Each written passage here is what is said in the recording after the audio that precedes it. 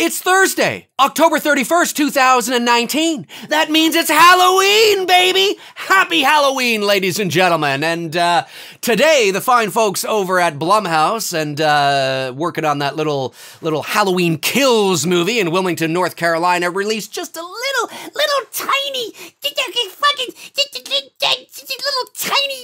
kind of sneak peek. It's only 21 seconds long. It's like a cross between a little teaser slash behind the scenes featurette slash, like it's like a mini-me. It's like, oh, it's so cute. Oh, look at it. It's so cute. Oh, that's so amazing. That's how long it is. It's only 21 seconds long, and it gives you a little sneak peek into what they're working on over there in Wilmington, North Carolina. So here are my thoughts on that. We're going to walk through it together.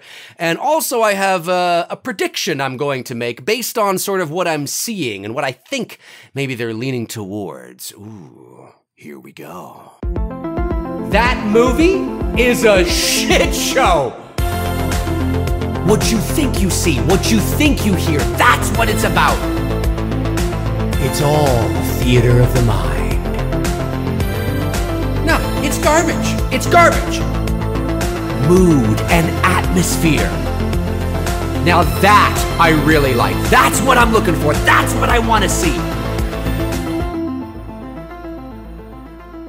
Hey folks, how you doing? Dave McRae here. All right, let's jump right into it. Now, if you haven't seen this, go over to Blumhouse's Facebook page, their Twitter page, their Instagram page. It's on there. Jamie Lee Curtis as well. I believe she posted it on her Twitter account. If you haven't seen it, go watch it. It's only about 21 seconds long or so, and then come back and watch this video because I want to dive right into it. Okay, so let's go over here like this, and let's go to a full screen, and then we'll pause it, and then we'll move this out of the way over here. All right, let's walk through this together. Here we go. The first thing we see is some behind the scenes. This is a behind the scenes shot, obviously. Now, this is cropped on the right-hand side. I first saw the video on Jamie Lee Curtis's Twitter account, I believe, and I could see more of the fire truck. But this video, this version of it anyway, is from Blumhouse's Facebook page. So for some reason, it's cropped a bit on the right-hand side. But nonetheless, it doesn't, you don't lose anything significant. This here is a fire truck. Now, whether that fire truck is there because it's part of the movie, because maybe this is Laurie Strode's house on fire, I don't know. It seems like there's a lot of smoke there, a lot of fog, a lot of steam rising from this location, and maybe the fire truck is there because there's firemen on location, on scene in the movie, or the fire truck could also be there to make sure that the effects that they are utilizing on set do not get out of hand. That's entirely possible as well. And we also know later on in this featurette slash sneak peek, whatever the hell you want to call it. We do have a shot of Michael Myers standing on a porch with water dripping down all around him, so that could also be the scene that they're shooting there as well. And that scene also did appear to utilize fire. So, if you're an independent filmmaker like myself, if you're a behind the scenes kind of nut like me, you'll find this interesting. If not, you probably don't give two shits about it. Monitors there that the crew is watching over here. It looks like we have some wardrobe hanging on a coat rack. Yeah, I mean, this is like, I find this all fascinating, but the average person probably doesn't. So moving on. Okay, hey, David Gordon Green, our director. Look at his face, folks. There's two things he could be thinking right there. Maybe he's thinking, oh, fuck, I gotta do it again. Or maybe he's thinking, oh yeah, bitches, I just fucking knocked it out of the park. Yeah, it's hard to say. He's got poker face right there. He's lifting his right arm and going, more of that. Do that again. Okay, moving on here. We got behind the shot of the camera. I wonder what they're using. I wonder if they're shooting on a red or maybe an Airy. I'm not too sure. But nonetheless, if we look in the monitor here, looks like a street here. Somebody in the foreground. That looks like the back of them. Looks like some long hair here. Maybe it's a woman. Not too sure. Not a lot to speculate on there. Just kind of interesting, I guess. Okay, moving right along, we have our first look at Anthony Michael Hall as Tommy Doyle. Our first look of him in action, I should say, because I believe he did post a photo of himself, or somebody did, on the set of Halloween Kills holding that baseball bat. So you gotta wonder, why is he holding a baseball bat? Well, I have some thoughts on that coming up later in the video.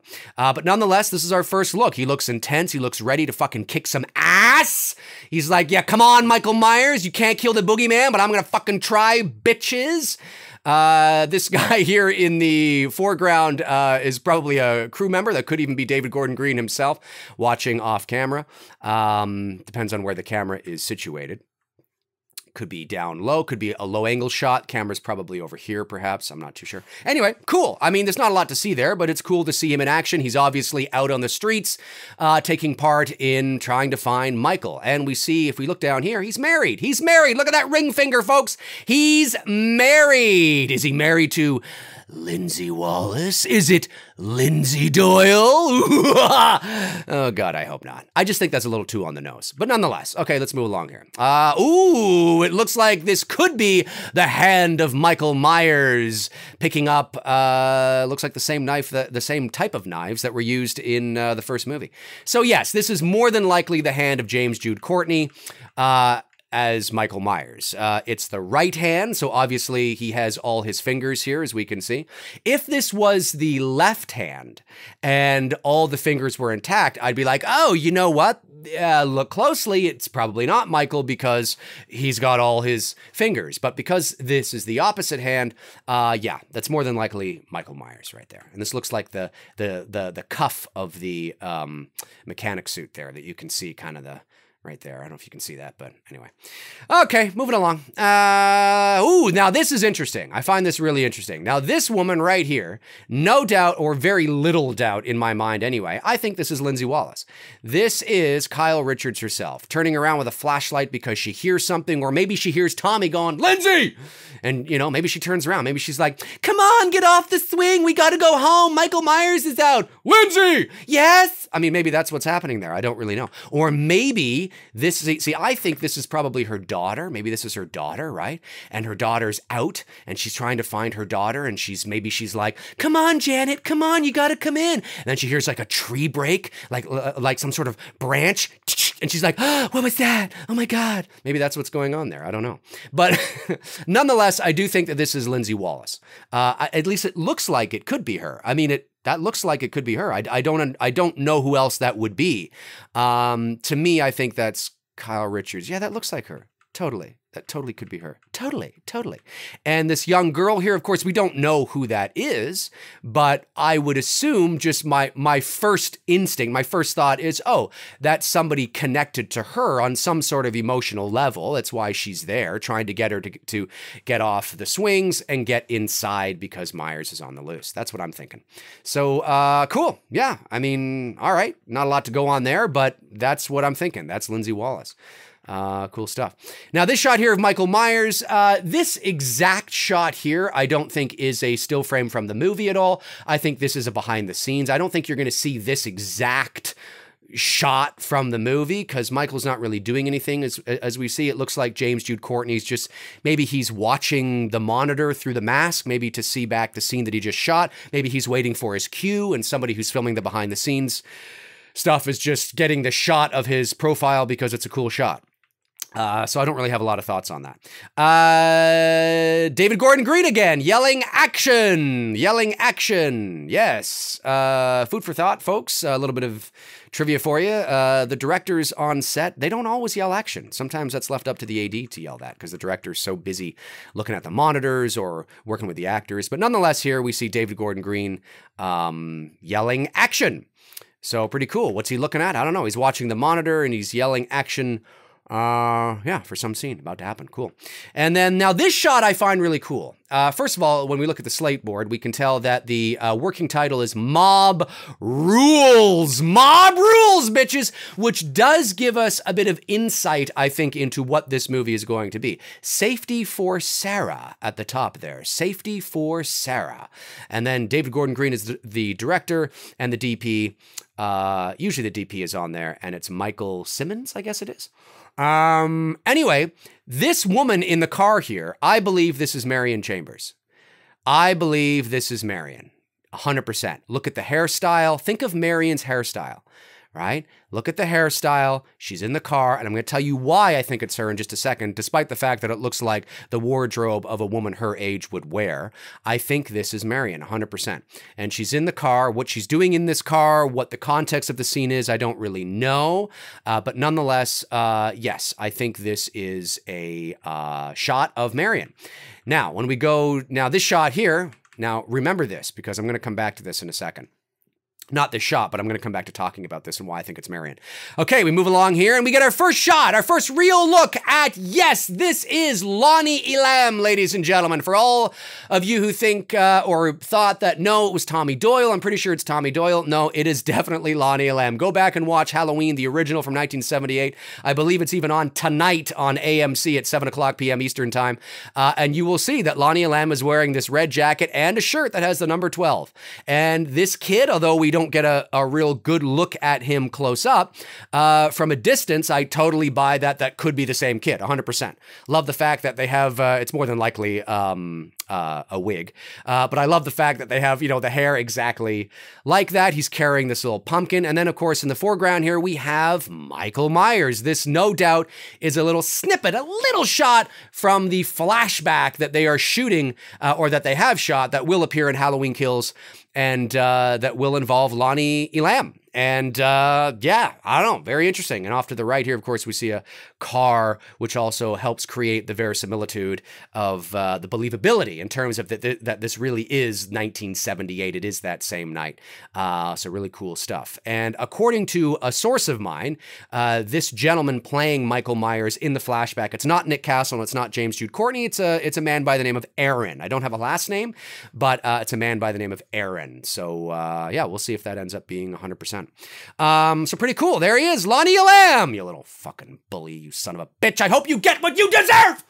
Anyway, yeah, cool. Very cool. He's going to run into Michael in somehow, some way. So, I'm very curious to see how they're going to tie that into the original film. On at what point was there enough time for Michael and Lonnie to have a run-in? I find that very interesting. So I'm looking forward to seeing how they justify that. David Gordon Green, there he is on top of a ladder, scoping out some shots, a shot, I should say, making sure that the framing is all set up correctly and trying to figure out which framing he wants to go with. And then, of course, we have, yes, Andy Matichak as Allison. I was going to say Allison Strode, but I guess her name really isn't Allison Strode. But nonetheless, Allison. And this looks like, if I just play this at almost normal speed, she's getting out of that car with force. Like, she looks pissed. Like, boom! You know what I'm saying? Boom! She just boom, bitches. I'm getting out of there. Now, she's getting out of the back seat, okay? She's not getting out of the front seat. So something, or unless she gets out of the front seat, opens the back door, retrieves the shotgun, which it looks like she has there, or a rifle. I'm not too sure which it is. And then maybe she just closes the door and goes on her merry way. But she looks like she's determined, like there's force behind that. Whose truck this is, I don't know. I'm going to go out on a limb and say it's Tommy Doyle's truck. That's whose truck I think it is. And she's all like, fuck yeah, let's fucking do this. Let's fucking do this. So pretty cool. On to the next shot here, we have Karen, played by Judy Greer. This looks like she could be sitting in the hospital, maybe. Maybe she's in the hospital waiting room. Maybe she's at the police station. Maybe she's in the cafeteria. And she looks very distraught and concerned, probably for her mother, probably shaken up at what's just happened that night, because I do believe that Halloween Kills is going to pick up exactly where the first one left off, because it just seems like the most logical place to do it. It's a very organic in point to continue the story. Now, whether the entire movie takes place that night, I don't know, but that certainly, I think, is where at least the first act of the film is probably going to take place. So not a lot to go on there. She's just distraught and concerned. Okay, now this shot here, I have no doubt when many of you saw this shot, you thought, oh my God, that's totally like the original with Michael, but he's not holding the wrench this time. Yes, that's right. And I believe this person here is Marion Chambers. Now, I don't have any evidence of that, obviously, but I think this is the reverse side of the shot that we saw earlier. So I think this is probably Marion Chambers, because look right here. You can see the little purple, okay? You see that little purple right here on the right? just that little purple of her wardrobe. The camera is in the shot here because we can see the monitor here on the left. But if you just look at the purple there, right, that's part of what she's wearing. Now let's go back. Let's just go back here. Da, da, da, da, ba, ba, ba, ba. Ah, now look down here. See the purple? Ah, purple, purple, purple, purple, purple, purple. And the hairstyle, I just think it's Marion. And if we move along here, we have Marion, I believe, again. I think this is Marion again. And of course, to parallel what happened to her in the original 1978 film, to draw that, you know, it's totally fan service. Of course it is. But it's like, oh, he's smashing the window in the same sort of style that he did in the original Halloween. Oh, it's so cool. It's come full circle. Marion is experiencing the same thing again. It's nothing but fan service, but okay, it's cool. I admit it's kind of cool. So that's what I think is going on there. He smashes that shot is probably reversed because as you see, when he takes his hand away, the bloody handprint is already on the window. So the shot is probably reversed. They probably reversed that in post for this little 21-second inside look. But nonetheless, that's what I think is going on there. Minus the wrench this time. So cool. I think that's cool. So yeah, that's what I think is happening there. So this is kind of cool. I don't know who the heck this person is. I don't recognize her face. That's definitely not Lindsay Wallace. But what's interesting about this character is if we go back to that shot that I believe is Marion again, here, we can see that it looks like this character is in the back seat of this car. Interesting, because we can see the headpiece here, which is, I'm pretty sure, identical to the headpiece that this character is wearing here. Yeah, look at that. And she's dressed up as a nurse, which is kind of, you know, a coincidence because obviously Marion is a nurse or was a nurse. I doubt she is still a nurse at the character's age. But nonetheless, that is the same character that was in the back behind who I believe is Marion. So she's obviously connected to Marion in some sort of way and clearly knows how to shoot a gun. I mean, this is somebody who knows how to shoot a gun. So maybe she's an undercover police officer. Maybe she was a cop that was out at a Halloween party, but didn't have time to go home and change. So she's just jumped into the car and she's out there fighting as a nurse. I don't know. I don't recognize the face. Yeah, it's not, I believe that this is a new character, but clearly is connected to Marion somehow. I don't mean that she's connected to Marion on like a family level. I just mean that she obviously, part of this character's story, intertwines and crosses paths with Marion's somehow. So and it's kind of funny that she's also dressed as a nurse, a very sexy nurse, I might add, as those nurse costumes tend to be. I don't know. It makes me curious. I mean, this could be somebody that is like really part of the story, or it could just be 30 seconds of screen time. I don't really know. But anyway, so this is interesting. Who is Michael pushing against this door here? Is that Lindsay Wallace? It could be. It looks like it could be the same black hair. Very interesting. Very interesting. Now, it doesn't look like the same outfit that who I think is Lindsay earlier in this little video. It doesn't look like she's wearing the same outfit, but who knows? Maybe she went home, got dressed, and went out in a different outfit. I don't know. Is this Lindsay Wallace, folks? Is it? I don't know. But interesting nonetheless. And of course, as we look at Michael Myers' mask, it looks like the exact mask that he wore in Halloween Kills. No damage whatsoever. It doesn't look like he's changed his mask. It doesn't look like he's got his mask is melted with his hair burned. It looks like he's received there's very little residual effects from the fire, which I'm okay with. I would have preferred, and of course we still have to see the movie to see how it plays out. I would have preferred to see some residual effects, but I'm also not in the camp that I think they should go too far and alter what already works. And that could be part of the creative reasoning as to why. So here's a cool shot. Michael Myers standing on what looks like the porch of Laurie Strode's house. That's what I think this is. I stand to be corrected, but I think this is what it is. And then of course we have all this rain or this water here, which is probably provided from the fire department. But is this, I don't know. I mean, is this, I suspect that maybe it's begun to rain, and that's how a lot of the fire is going to be put out. And this is Michael standing on the porch amongst the rain that is teeming down on top of the house. And of course, it's a cool shot. I mean, I admit it's a really cool shot. Maybe that's what's going on there. So this is Laurie Strode's house, and it's on fire. And this is Michael emerging from the fire unscathed, perhaps. And of course, maybe in the time that Laurie was taken to the hospital, it began to rain, and that justifies the water teeming down from the house. I don't know. Maybe it's not Laurie's house. But I'd find it very strange that there's another fire happening somewhere else at another house that looks very similar to the front porch of Laurie's house. I'm going to go out on a limb and say it's Laurie's house. At least at first glance, that's probably what is going on there. And of course, in his hand, it looks like he's got, I don't know, like a backhoe or something. I don't know what that is. An axe? Maybe it's an axe. It could be an axe, actually. It actually, yeah. You know what? I think it's an axe.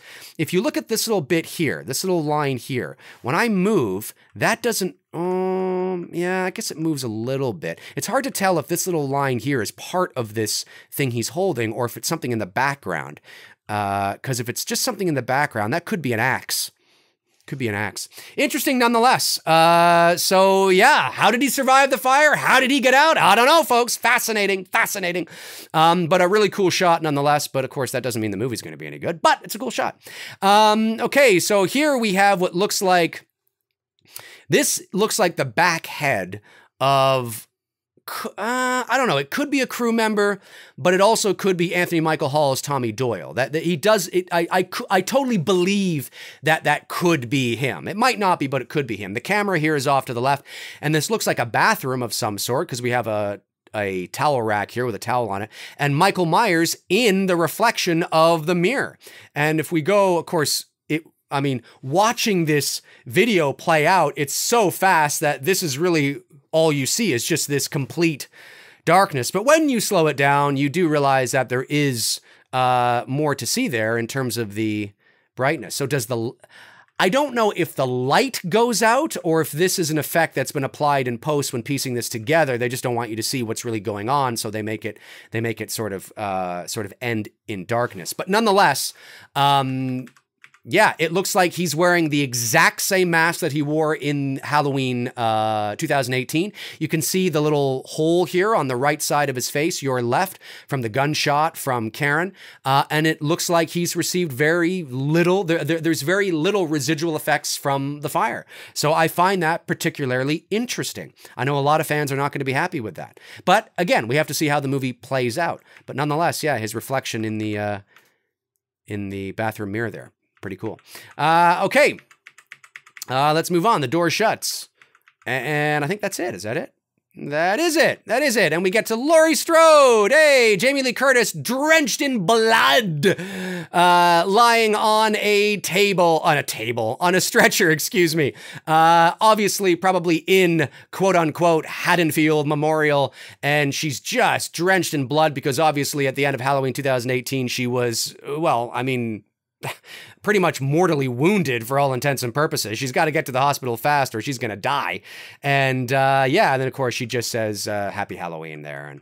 And that is the end of it. And then it just says hashtag Halloween kills. So, all right, pretty cool stuff, ladies and gentlemen. I gotta say, it's cool to see that. I mean, really at the end of the day, props goes to the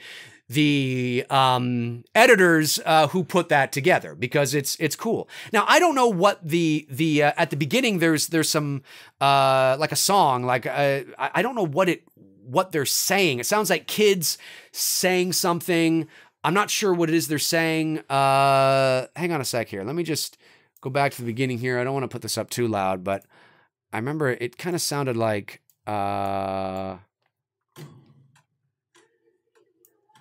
yeah, it sounds like good to see you. We're watching. It kind of sounds like that. And then the second part, I can't really get. So I'm not really sure what they're saying there, but I'm sure the Halloween fandom community will be, talking, oh, it's this. Who the hell knows? But yeah, I mean, at the end of the day, it's well put together. Hat goes off to the post-production crew that put that little thing together. It doesn't mean the movie's going to be good, right? We know how these things work, but it's just cool to see what they're working on because we've seen so little outside of the few still images that we've seen. So this is what I think is going to happen. Based on what I'm seeing, based on that shot of Laurie on the stretcher with all that blood, I think this is probably how this movie is going to go. Laurie's going to spend the vast majority of this movie in the hospital, recovering. And Tommy Doyle, Marion Chambers, Lindsay Wallace, Brackett, Lonnie Lamb, they're the ones that are going to go out as sort of like a vigilante mob searching for Myers because of what he did for Laurie. And the narrative is going to bounce between all that back to the hospital where Laurie is. Maybe she wants to go out there. Maybe she's like, no, let me out there. And I bet you Brackett is the security guard at the hospital, and there's going to be some wonderful exposition between Brackett and Laurie. And Brackett is like, no, Laurie, you can't go out there. And then maybe at the end of the day, Brackett sneaks her out there or something. I don't know, I think that's how this is going to go down. I don't think Laurie's going to be heavily involved in what is going on with Tommy and Lindsay and Lonnie and Marion, although they may visit the hospital. So I do think Laurie's going to have scenes with all of them, but I don't think she's necessarily going to be part of the group fighting Michael. I think we're going to bounce between the vigilante shit that's going on out there and Laurie trying to recover in the hospital, but she wants to be out there. And maybe she eventually does. Maybe by the time the third act begins, she escapes from the hospital, or who knows? I have no idea. Or Michael makes his way to the hospital, and that's where the climax of the movie takes place, is in the hospital, sort of like a tip to Halloween 2. So unlike the original Halloween 2, where essentially the entire movie takes place in the hospital, this movie, it's the third act. So everything is building to that climactic moment that actually happens at Haddonfield Memorial Hospital. So that's what I think. Just judging what I'm seeing there, I'm like, yeah, I don't know how Laurie's going to recover so quick to get out of the hospital, unless she escapes or unless she has help from Brackett and they bandage her up and she's out there, hobbling and stuff. I'm not really sure. I mean, in my sequel concept idea video that's on my channel, that's what I did. I had her get, stitched up and taken care of, and then she escaped because she needed to be out there again, right? So who knows? Maybe that's what they're going to do. I don't know. Anyways, folks, my name's Dave McRae. Comment below and let me know your thoughts. If you want to follow me on Facebook, you can at facebook.com/manythingsdavemcrae. That's where I tend to post in the meantime and in between time when I'm not posting here. All my links are in the description, as well as links to my Patreon, my merch store, my IMDb, my Twitter, my Instagram, my official website. It's all down there. Check them out until your heart's content. So, yeah, don't forget, tonight, 9 o'clock p.m. Eastern Standard Time, episode 44 of Two Dudes and Some Bullshit. Tony Michael and I watched the original Halloween live. You won't be able to see it or hear it, or obviously for copyright reasons, but we encourage you to watch along with us. It's an open Q&A, so tune in for that. So yeah, alrighty, I gotta get out of here. I'll talk to you guys soon. Cheers.